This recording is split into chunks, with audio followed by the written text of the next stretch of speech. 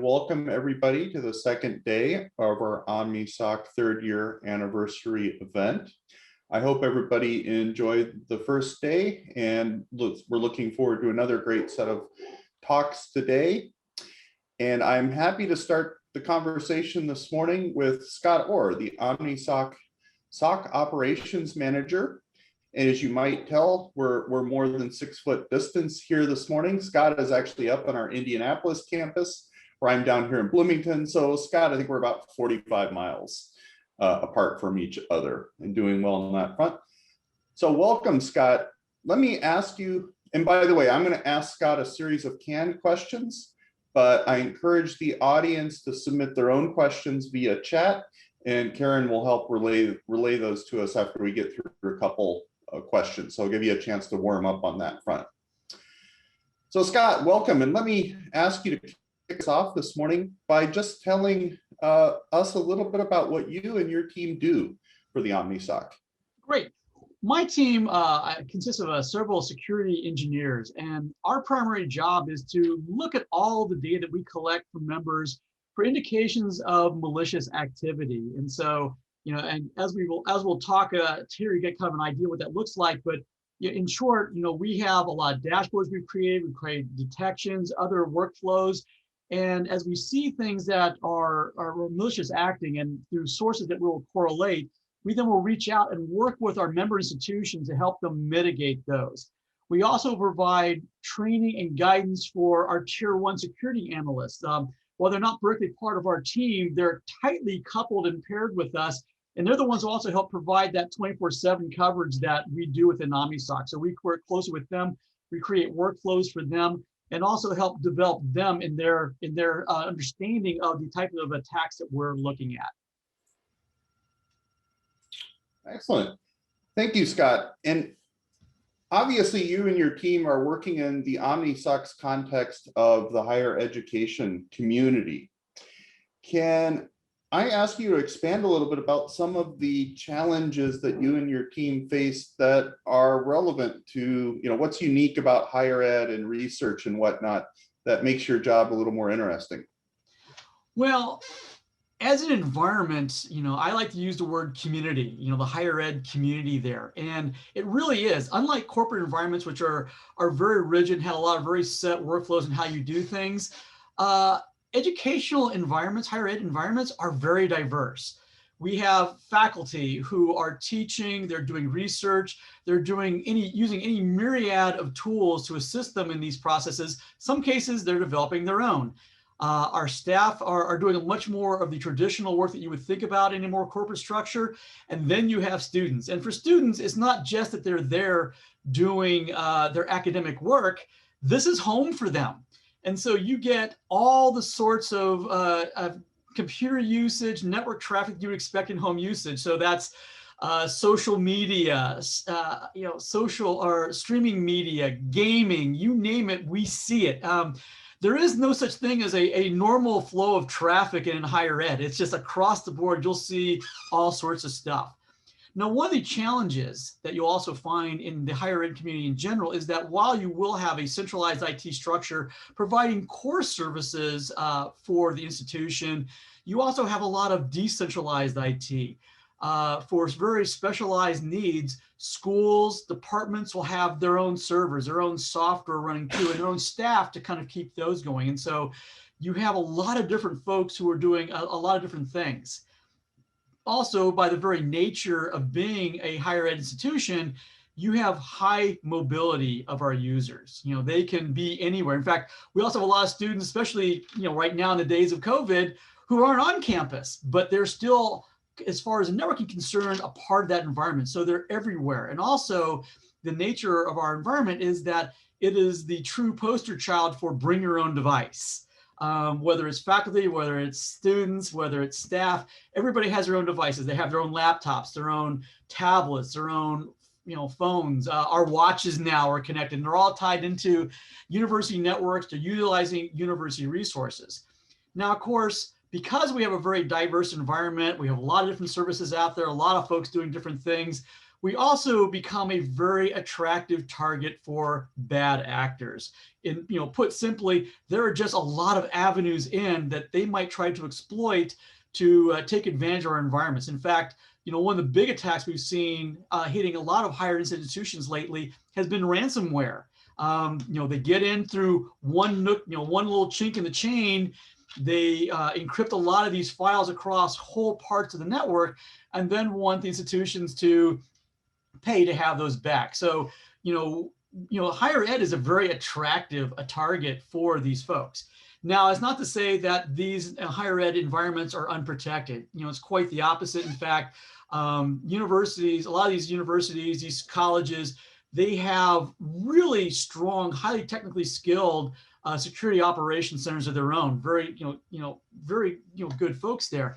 And the problem, though, that they face is because this environment is so diverse and there's so many different things that they're doing, that they've just got a huge amount of things on their plate. So, they're monitoring their computing environment. They're responding to incidents as they recur and seeing those through all of their mitigations.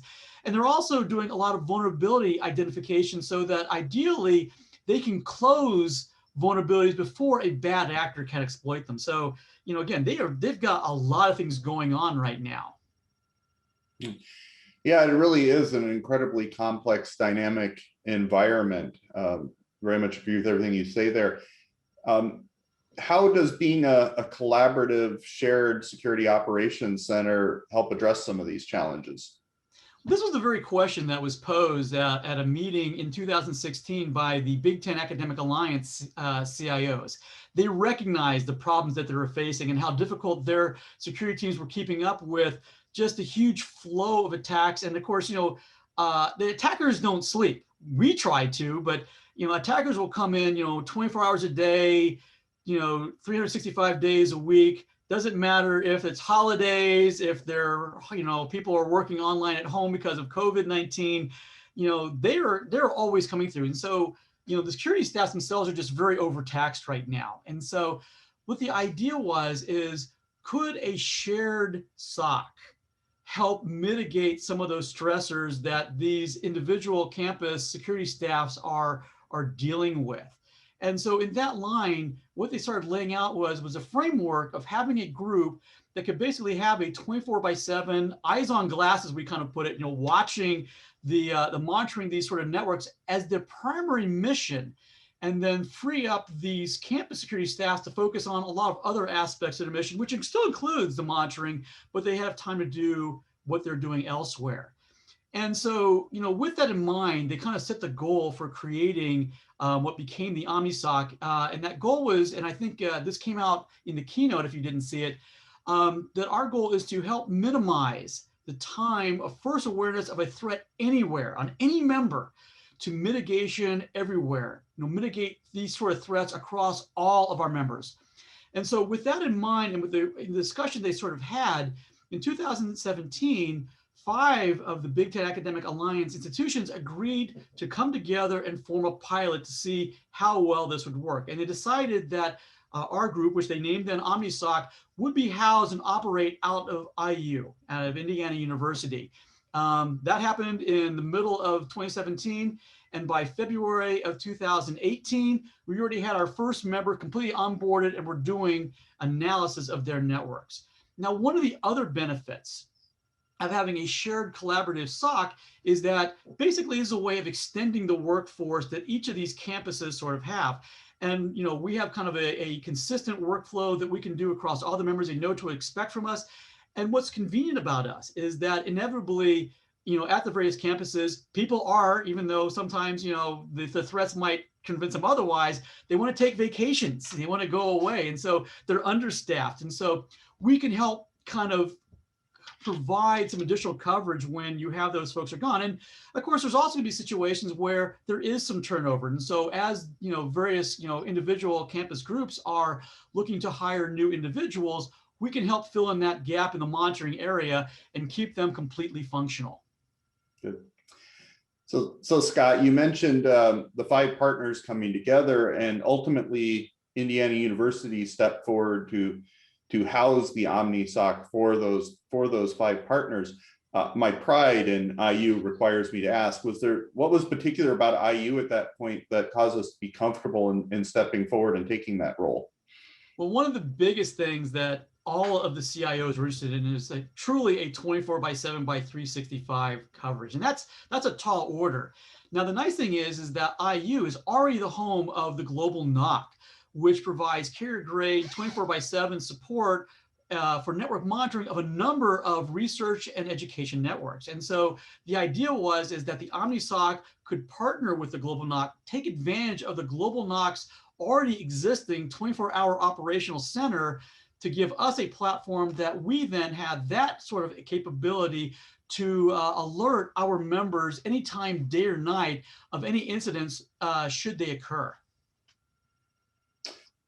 So let me shift gears a little bit at this point, Scott, and let's put myself in the shoes of a new OmniSOC member and getting onboarded to the service. Maybe you can talk me a little bit through that process and what would I expect to experience? Certainly. Well, as you kind of just said it, the onboarding process is that big starting point for us. So what we will do as part of that is that we will have a number of Zoom meetings with these folks, with our goal is to learn as much about their networking environment as we can, and also to really tease out what are all of the challenges that they've been facing. We really want to kind of really help them with all these sort of areas that have been a little bit more challenge to them. As part of that, we also get an idea of all the different networking and security devices and software they have available, and so that we can identify the log sources that we can ingest and utilize as part of our analysis. Now, the key then is how do we get that log data? And so as part of this onboarding process, we have another team, a part of our group, our platform engineers, who will provide the members either a physical set of servers or virtualized ones, depending on what they desire in their environment, that will be a collection point for all these logs. So the members will send these logs to these aggregators, as we call them, and then through a secure channel, send those back to us at OmniSOC. Now, once that data arrives at OmniSOC, it doesn't really immediately go into our servers. We do a little bit of pre-processing first. And this is another thing that our platform engineers do for us. The first thing they'll do, they'll normalize, they'll enrich that data before storing it away. Now, if you went to the Elastic talk yesterday, you probably heard the speaker talked about ECS, the Elastic Common Schema. And the reason you need that, if any of you have done analysis across a lot of different log sources, every vendor has their own way of identifying certain key elements. As an example, source IP address, destination IP address. And so it becomes then really challenging with all these different field names of going from one data source to another when you're doing that sort of correlation. Well, what the normalization process does is resets whatever the vendors decide to call their field names to a standard set of field names that are going to be used across all of the data sources once they're ingested into our environment. And by doing that, then it makes it very seamless for our security engineers, our analysts, to go from one data source to another on those key elements. Now, the other side of that is enrichment. Enrichment is what gives us a lot of extra value to some of the data that we collect. And basically what we're doing is we're adding metadata to the logs that then we can filter upon to help us with our investigations. And just to give you kind of a few examples of what metadata we might look at, one thing we're always very interested on for our members is what systems do they have that have sensitive information on there, things that we really want us to pay close attention to, because if something malicious were to happen to those, the results could be really horrible. So we can tag internal addresses if we see those as holding sensitive data, and we can build workflows around that. Also, as we're looking as an example, network data. We want to understand what the flow is for that data. So is this traffic that is coming into the member? Is it traffic that's going out of the member to the internet somewhere? Is it internal only traffic going from one system to another? So we can tag that way. And we have different workflows based upon that direction of the traffic. And then we can also do some things, we can enrich data based upon cyber threat intelligence. Many of you, if not all of you, are probably members of the REN-ISAC as an example. And one of the features that the REN-ISAC have is they have a wonderful database of member contributed threat intelligence. So one of the things that we will do as event logs come in, we will go to that service. And if we find a match, we will tag some of these log entries with some of that threat intelligence then that we can then utilize initially very quickly in our analysis to understand that maybe something malicious is going on there. Now, once we have done all of that, we have this data that's been normalized, it's been enriched, it's then stored in an Elastic cluster, and you got all sorts of information yesterday if you went to the Elastic talk about what that looks like. We then take that information, we build a lot of dashboards ourselves, especially we're very excited with that talk we had yesterday. There's a lot of new tools that they're also providing for us to aid in our detections. We take all that data and things that we build, things that Elastic has already put together for us to analyze that data to look for that malicious behavior. Awesome description, Scott. Walking us through that whole process like that really brings it to life. Let me tease out one part of what you said there, because probably one of the most frequently asked questions that I get from people is, hey, what's OmniSOC's footprint on my campus? What needs to get installed at a member campus for OmniSOC to do its work? You talked about that a little bit, but can I ask you to tease that out and elaborate on it a little bit? Absolutely. Really, we don't put much there at all. The only thing we really put on the environments are these data log collectors. What's maybe different about us than a lot of other sort of groups is that we don't dictate what logs you provide to us. We are log source agnostic. We will talk with a part of the onboarding process with our members to find out what data are they already collecting. And so we will isolate on all of that we think that'll help us and have them send copies of that data to our aggregators, which then get pushed back to us as I described previously. The nice advantages of that is, for one, there's no additional cost there for the members to deploy a lot of new equipment or the time efforts to put agents everywhere. Instead, they're providing us with what they have. And so what it does is it enhances the investment they've already made. It also gives them the ability, they're going to continue to do their workflows in the same way. They don't have to learn something new because we put new equipment on there. They're going to parse their logs in exactly the same way that we are, because we're all using the same data sources. Now, having said that, there are some times in our conversation that we kind of come across some areas where we see that there is some lack of visibility, and the members will sometimes even identify themselves saying, here are some things that we are not able to see right now. And so we'll also work with them to make some recommendations that they want to put some new devices or software on their environment to help close those gaps, and then we'll collect logs from those. Let me ask you another frequently asked question that I get, Scott, is, we've now got members, some of which had, fairly sophisticated security teams in place and their own security operations center. And then we've got members that are still working their way down that road towards greater maturity. And a question that often comes up is, how does the OmniSOC work with those local security teams, particularly the ones that are already more mature? Well, one of the things that we look at as being OmniSOC is that we look at ourselves as being an extension of their team. So we're not separate, we're really kind of a part of their bigger operation. And so in our conversations, we kind of find out from them, what are the things that they're working on, and we kind of solicit from them what are the type of things they would love for us to be able to help them with. And then we we develop workflows that fits right within their model to help them strengthen their operation. And so they can give us a lot of focuses on areas, and actually then that frees them up to do a lot of different things that they are focusing on. Now, one of the other nice benefits of OmniSOC to the environments is it's not a one-way sort of reporting mechanism. It's not a situation where we're looking at that data, we see malicious activity, or we believe we see malicious activity, and report to them. They also have the ability to leverage our resources and engineers for their own investigation. So in some cases, it might be, they've come across something on their own and they say, hey, what do you see? And so they'll reach out to us and provide all the data about that, any indicators of compromise they have, all the details. And sometimes these details originate actually from external sources to them or us. Some organization reached out to them, hey, we saw these things happening on your environment. they can share all that with us, and then we will collaborate with them. We'll do with all of our tools and analysis, and collaborate with them, sharing our observations and even discuss them together, what we saw, and they can kind of take that as part of their investigation. So again, we are really kind of an extension of their team.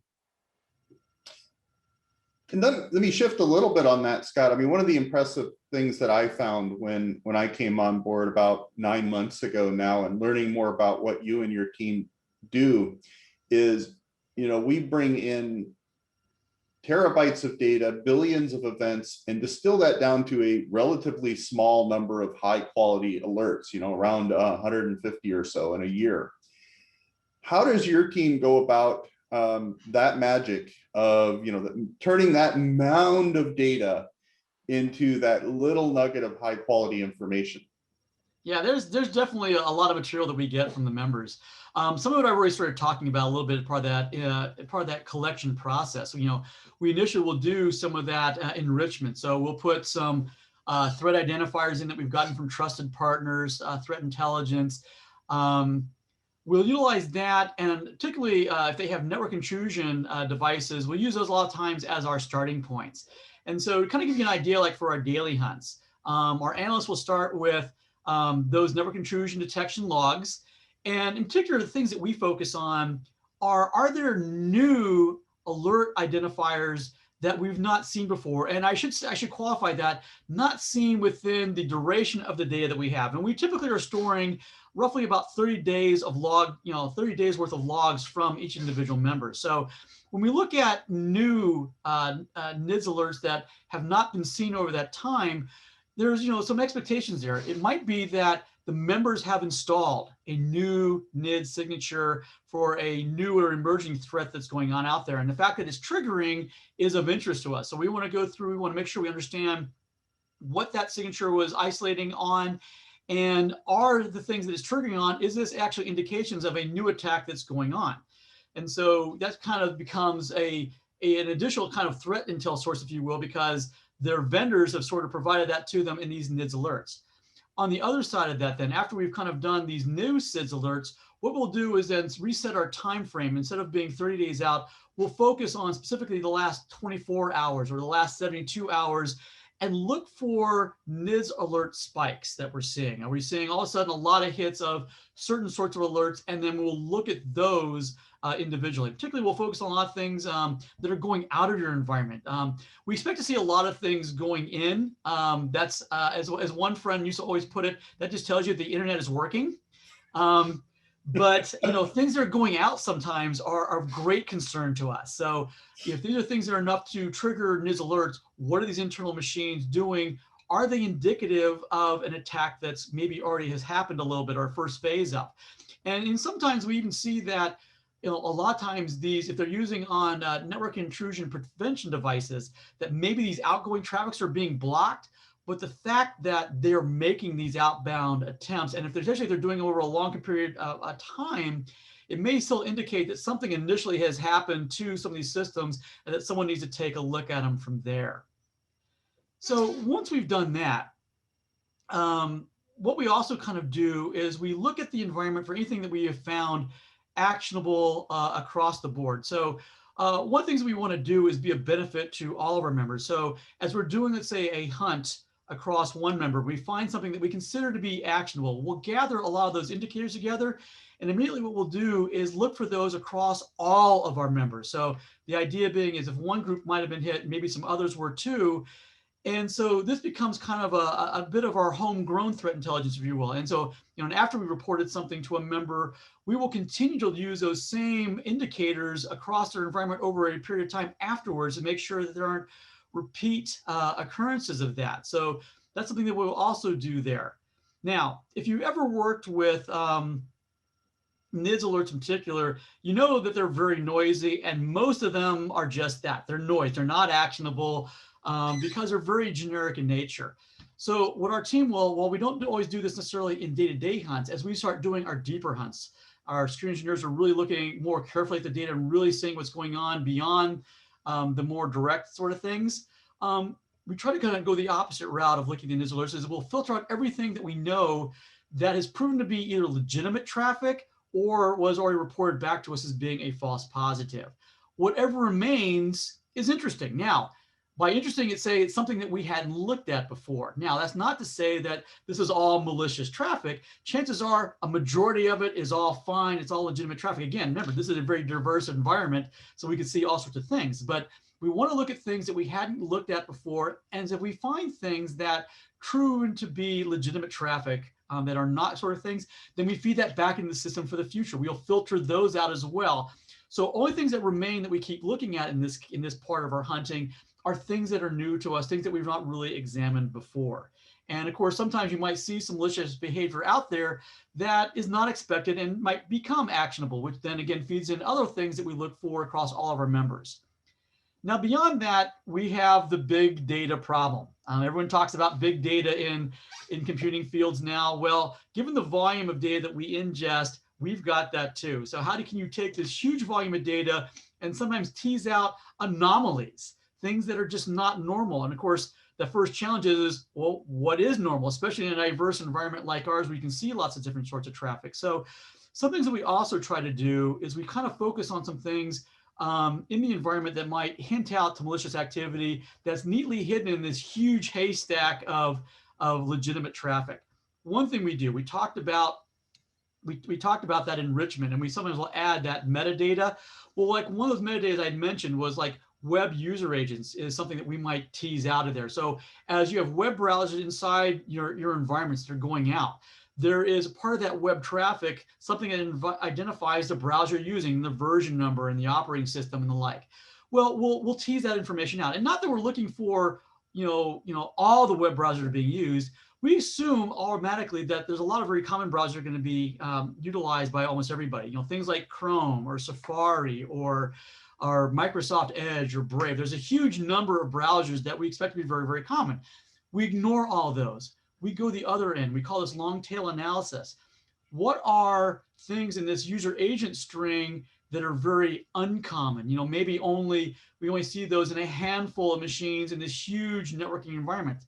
And that may be indications that some malicious software got installed and it is making some communication going out. It may be some shell scripts that are running and making a network connection so to pull down some other tools. Now, again, they might be legitimate traffic, but we want to know about those more rare things because that's something that's an anomaly. It's out of the ordinary, things that are common on the environment. Now, that is that example that I gave, sometimes that calling out, sometimes that's indicative of what we call command and control or C2 beaconing. A lot of times when malware gets installed on a system as part of this first phase, the next thing it'll do is call home. It says, hey, I'm out here. Do you have anything for me? Or is there anything new that you want me to download? And they'll do that in a very periodic sort of fashion. So that might be, they'll call home every hour, every several hours, every day. And so we want to look at those. Those individual sessions are very short, very quick, and can get lost in traffic. But we actually have software in place that will actually do a big data analysis to try to tease out anything that looks like it's doing those periodic sort of communications to some external site. And then what our security engineers will then do is look at those external sites. Do they have a history of malicious activity? What can we learn about those external sites so that we can see if these callouts are legitimate or not? And sometimes they really are legitimate. I can talk about from my previous life. Before coming to OmniSOC, I was an IT manager for a school of science, and we had a large cluster. And what I discovered by this same process is that our backup system was sending metrics back to our vendor about how well the tape system was doing every several days. So in some cases, it could be legitimate traffic, but sometimes it's malicious. So we just want to look at that. And of course, the last thing that we want to kind of focus on, and we're going to start focusing a lot more as we go forward this year, is machine learning.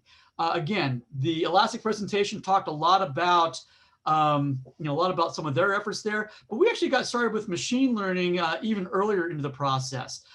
We worked with another institution who had researchers who was doing machine learning as it contained with NIDS data. And so we provided them with sanitized versions of a subset of our data that they applied their algorithms to, and they tried to then take that and identify group styles of attacks and severity of attacks on that. And that was a kind of a great first step at us to kind of look at what could be done with machine learning.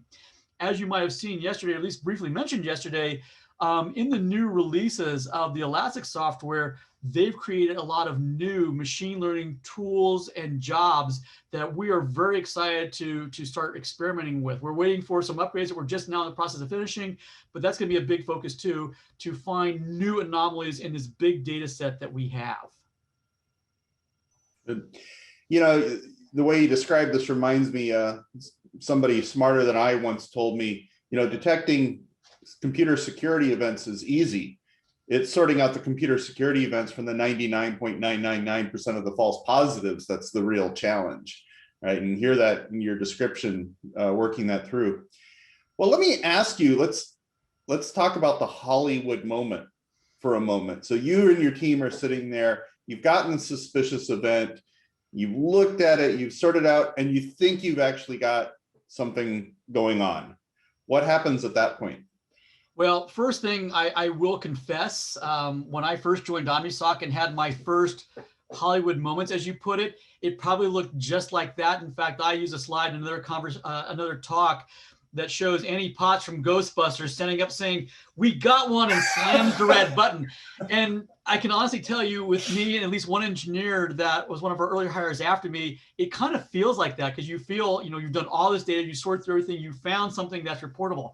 Now, what that process looks like after this brief moment of adrenaline is that we have a template, and we will fill that template out that we're going to send to our members. And things that we include in that template, we include all of the indicators that led us to believe that something malicious has happened.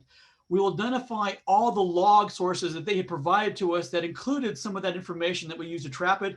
And to help them narrow their focus, we include the timestamps. So they say, all right, you know, from this time to this time, these are indicators that we saw in these logs. Now, we also include external references. You know, we make heavy use of open source threat intelligence through a lot of things out there, through Twitter posts, through blog posts from groups and organizations, documents that are out there.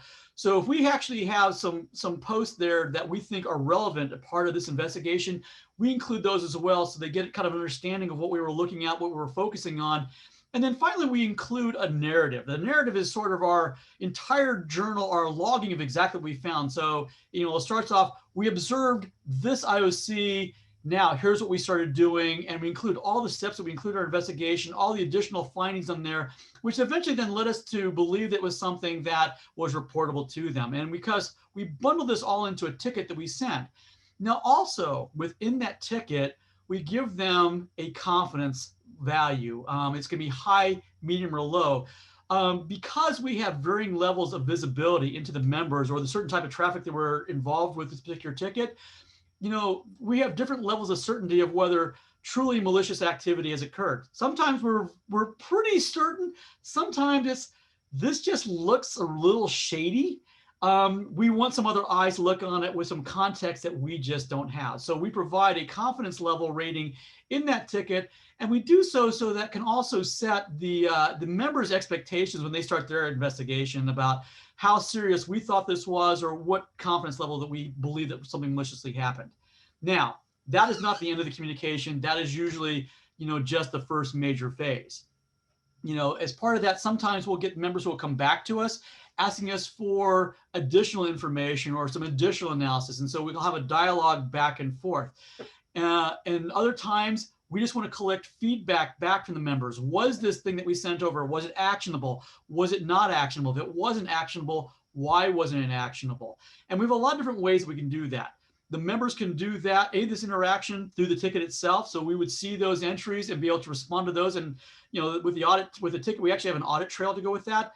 But we also have bi-weekly meetings, Zoom meetings with the members. And as part of that process, we'll talk about recently reported tickets and we'll get information from them. Sometimes we'll talk about it. Yeah, they just heard back from the computer science department and yeah, that was a machine doing some research. It's okay. And so then we'll take that information back and use that to refine our searches in the future, knowing that maybe this machine should be tagged as one that's okay, it's allowed to do certain sorts of things. If it's, you know, if we do get feedback from them that it was actionable, now we have verification that those IOCs, those indicators are valid, and we can continue utilizing them across their member, you know, their site, as well as a lot of others.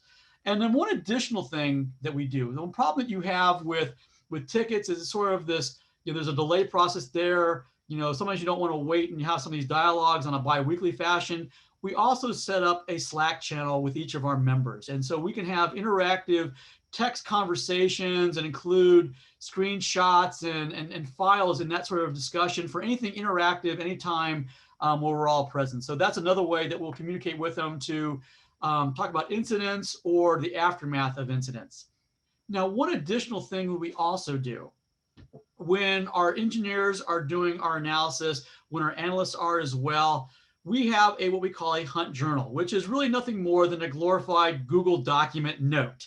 And it's a kind of a free form thing that we do as we're doing our hunt session. We just start we start things we find that are interesting. We just start recording information about those, source, destination, alert IDs, what we sort of found. And then we include as part of that for those interesting items, our investigation steps, our narrative, what you have. Now, to be honest with you, a majority of those things that end up in this hunt journal never result in being tickets. These are things that as we go further down our investigative process, we determine that, yeah, this is actually legitimate traffic. It's nothing to worry about. But we do keep that journal there so that for the next analyst or engineer who's doing that comes across maybe the same thing, they can search through those documents and say, okay, we've already found this. Here's what we determined that was.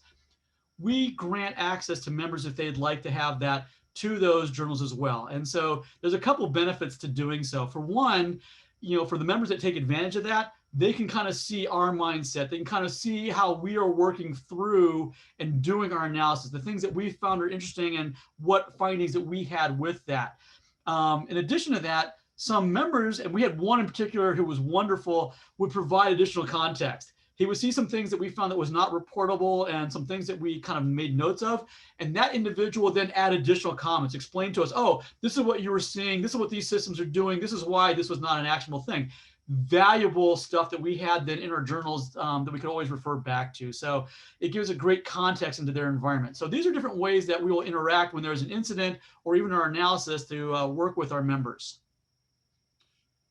Scott, and one thing I really appreciate about that discipline, I'll date myself here a little bit, but 30 years ago when, I dealt with my first computer security incident, and then I've seen it, a few times over the years as I've coached other newer teams, you get that incident going on. It's just so easy for everyone to get really excited and start running around, and then sort of chaos ensues. And having this process to sort of work things through and help our members, step by step and do the communication, really appreciate how valuable that is.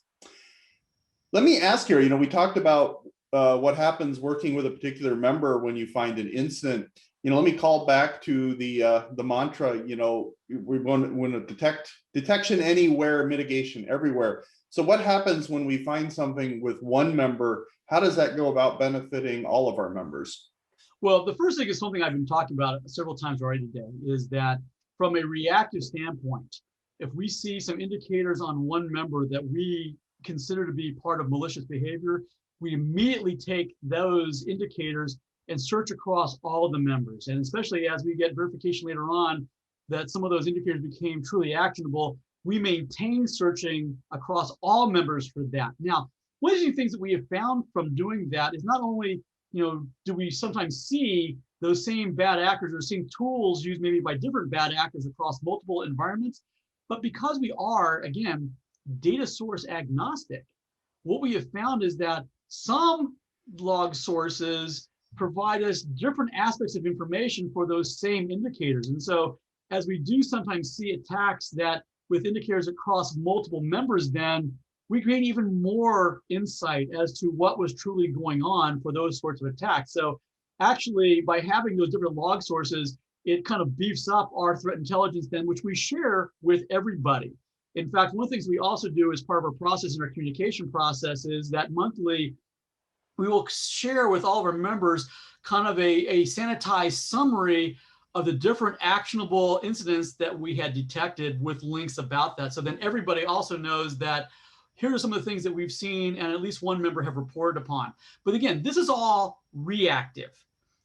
we want to get a little bit more proactive. We want to help them mitigate very, very quickly. And so one of the things that we're working on right now with several of the members as a kind of a pilot we're getting ready to launch hopefully later this year is, can we take those same indicators that we have found that we've reported to members, put those into a system that can be shared by all the members, and that all these other members then can then through an API access those shared IOCs as they're put in there, and then push those out and install those on their various security devices, whether it's the border routers, whether it's the firewalls, intrusion detection systems, or what have you. So it can be very, very quick there. And this is meant to be a curated list. So members of our team will continue to look at these indicators that we put into this device and making sure that they're always still valid. And as they get to a point where they start aging out, they're not as much of value, start removing those too, so this doesn't become an unwieldy list. But then the members then, of course, have these lists from us then that they can keep very up to date. If an attack is seen in one place, other sites can immediately start blocking it. Another source of information that can feed into this is our honeypots. We have several members now who are starting to deploy honeypots. If you went to the research SOC talk yesterday, you may have heard about Duke Stinger that they talked about. This is one of the ones that we have several members who are starting to deploy in their environments. And in short, these are boxes that are standalone. They're meant to be attacked. No one has any reason to ever touch those. So anytime they see traffic is because some malicious actor has tried to probe their environment and come across those machines. And if they look interesting enough, to try additional attacks against those machines. So those indicators are gold. Those are things that some attacker out there try to do some stuff, so we can capture those indicators, also pump that into the system so that we're all being protected against those bad actors. Well, thank you, Scott. Looks like we've got about 15 minutes left. So this would be a good moment for me to check in with Karen and see if we've got any audience questions. Thanks, Vaughn. The one question I have right now is that you made a reference to 150 alerts per year. And the question is that 150 alerts per year per member, or 150 per year total for all the members? Can you clarify? I think you're referring to actual tickets that we send over as opposed to alerts. So we get tons of alerts. Those were total for the entire group over a period of time. These are things that we found were very beneficial. So this is basically across 4 or 5 members. Now we're growing and adding a lot of new members now, so I expect that number to grow. One of the difference too, that number is really low. I agree with you. But one of the things also, if you notice that when you're looking at that stat, that was across this last year. And of course, the big thing we all know about this last year was COVID-19. And COVID-19 has changed the way we operate. Most folks are working remotely online. A lot of the big campuses, because of the amount of traffic that this would create, even more so than normal, did what we call split tunnel VPN. So when they need to get to internal resources, they could connect to a particular VPN, but the way their VPN was set up is that when those individual workstations, laptops, tablets, what have you, were going to external sites, the campus network never saw them. They didn't see them. We don't see those. So there was a lot of traffic that we didn't see that I think we're going to start seeing here really soon as more and more students, faculty, and staff return to campus on a full-time basis. Let me actually pick up from that question. I can imagine one thing that it's getting at is, if you're an OmniSOC member, about how many tickets do you expect to get per year? Maybe part of what they're trying to get at. In that case, it's going to be be a higher number initially, because as we're learning about your environment, there's some things that might look malicious to us that will turn out to be false positives. But as we refine that process, they'll become more and more, more and more refined. And the goal is that the more you get from us, the more you'll have confidence in the value of that. The one thing that I really stress with my team, and we stress with the members too, is we don't want to waste their time. We talked about already how busy they are, so we don't want to send a bunch of stuff over that turns out to be not actionable. So before we send anything over, we have done a lot of looking. In some cases, we'll see some things that look questionable or shady, but because we're not sure, a lot of times we put those into what we call a watch list category in our hunt journals. And so that is one thing that we all kind of keep an eye on. Do we get more information, or is this something that kind of goes away? So by the time we send over, we have a decent degree of confidence that we're sending something that we believe should probably be actionable. Okay. Thank you, Scott. Karen, any follow-ons? No, that's all oh, wait, just one just come in. Are there a set of logs that are need to have versus nice to have for you guys to perform optimally? Oh, wow. The minimums we like to have, we like having NIDS alerts because that gives a good starting point. DNS records is one that we really love. However, the industry is about to make that really challenging for us with this DNS over HTTPS. We're soon not going to be able to see the DNS records. But the reason we like seeing the DNS queries is that is sort of a snapshot in many cases of what's coming next. Before a web browser goes out to a website, it'll do a DNS query. So you kind of get that glimpse as one source. We like looking at NetFlow data because we can see who's communicating with who getting volumes, ports, and especially because we're adding some of that threat enrichment, we can see who's talking to who. That becomes a bare minimum. Now, with us starting to lose more visibility on the networking side, one thing that we're working towards more in this next year is getting more endpoint data. And that's going to help give us a lot more visibility to some things that we've only had limited visibility to in the past. Scott, you mentioned the DNS over HTTP. It's one thing I've seen over and over again in my career. Those darn cryptographers just making it hard on us security folks. So, yeah, I have mixed views on that because I'm also very much a privacy person. So I go back and forth on this with myself. It's a real trade-off. I remember HTTPS turning so many sites blind as to what was going on in their own traffic. It's interesting. Karen, anything else? Nope. Well, very good. Well, Scott, let me give you sort of one kind of wide open question to wrap us up here with. Anything else that's unique about the OmniSOC or about the hows and the whys of how we work that you'd like to share? Yeah, I think there are a couple things I think we do that a lot of other similar function groups don't do. For one, OmniSOC really embraces the fact that we are research and education focused, and that's our targeting environment. And in one area, and I've already sort of alluded to this a little bit, is we want to help the research mission. And so that's what it's built into our charter, in fact. And so you heard me talk about the machine learning efforts that we did with that external institution for them. One of the things that we're working on more right now with some other groups within like the research SOC, as an example, is can we collect other bits of information, other types of logs, sanitize them, make them available to researchers who are doing security focused research to help them with their efforts. And so we're in a process right now of trying to figure out what that looks like, what sort of information to be able to provide to them, and how can we make security research better. The other thing we want to do is help develop the pipeline. We have students across all of our institutions, some of which are interested in security. And if you read a lot of the industry,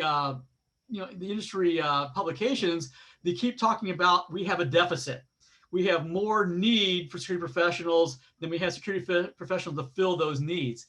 And so one thing we started doing a couple of years ago with our members was we had a summer internship program. And so in that, the first year, participating members who wanted to send us several students, they spent a month at our main campus, and we worked with them for that 4-week period. We introduced them to a lot of aspects. So they got a number of invited talks. They got a chance to tour a commercial SOC here in Indianapolis. I think it was Anthem. They learned from our platform engineers, what does it take to set up a SIEM that we have, a security information event management system like Elastic.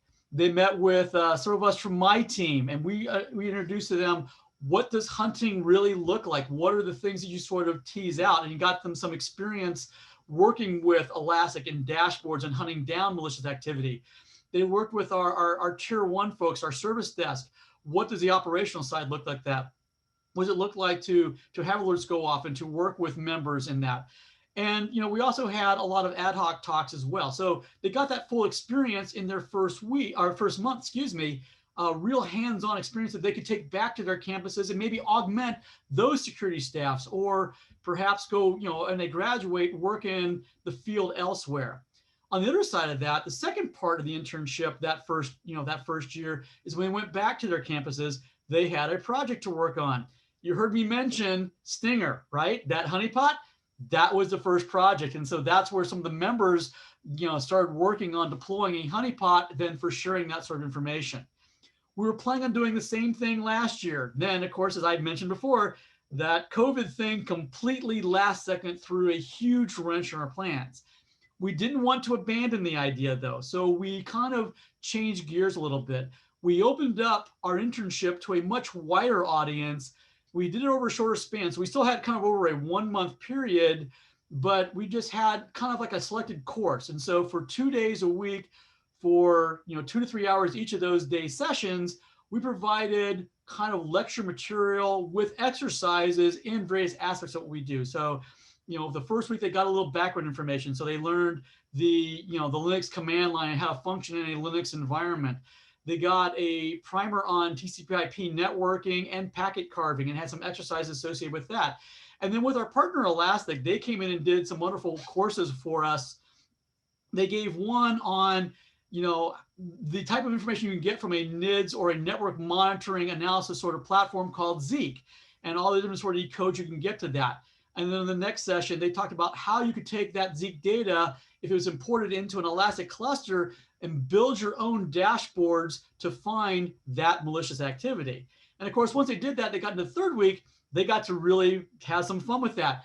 The Elastic folks had created a true hunting exercise. They have a platform out there. They preloaded all the logs that had some malicious traffic as part of that.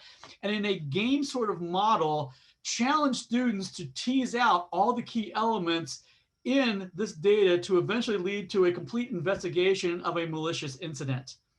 Then we kind of dovetailed the end of that program.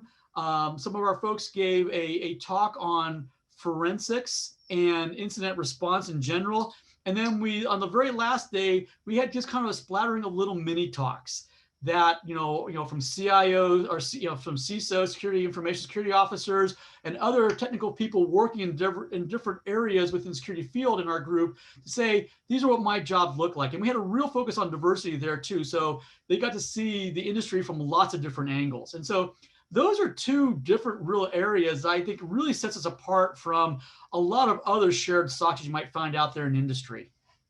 Yeah, thank you for mentioning that, Scott. I know it's always been one of the reasons why higher ed has been such the center of my career is, getting to work with the incredibly innovative faculty and students that we have. And it's really wonderful to see how they're incorporated in the OmniSOC. So Scott, I want to thank you for the chance to have this conversation. Every time we talk, I feel like I learn about some nuance or aspect of the OmniSOC operations, and it's wonderful. So to the audience, Scott Orr, the OmniSOC Security Operations Manager, and thank you for your time this morning. And by the way, I think you have a session at 3 o'clock today. If people want to see some of this, you're going to walk it through. So you've richly described it, but for folks who like to see the demos, tune back in at 3. I'm not sure there's going to be much of a demo, but we're really going to walk through in a lot more depth on what we do and our platform folks do. So I think at the end of that, you'll have a pretty good idea of what we're doing. And I also would encourage you that if you do have questions beyond this, reach out to me through Whova, or I think my contact information is out there. I love doing this stuff. I love talking about it. So, let's chat. All right. Well, thank you very much again, Scott. And to our audience, we're going to take a short break now, but I do hope you come back at 11 a.m. Eastern time. I'm very excited. We're going to have the CIO panel. So we're going to have the panel with the CIOs from Indiana University, Nebraska, Northwestern, and Rutgers. And the 4 of them are going to sit down, talk about cybersecurity generally, talk about the OmniSOC benefit to their campuses. So that's I'm really excited about that and hope to see you all back then. Until then, everyone have a good morning.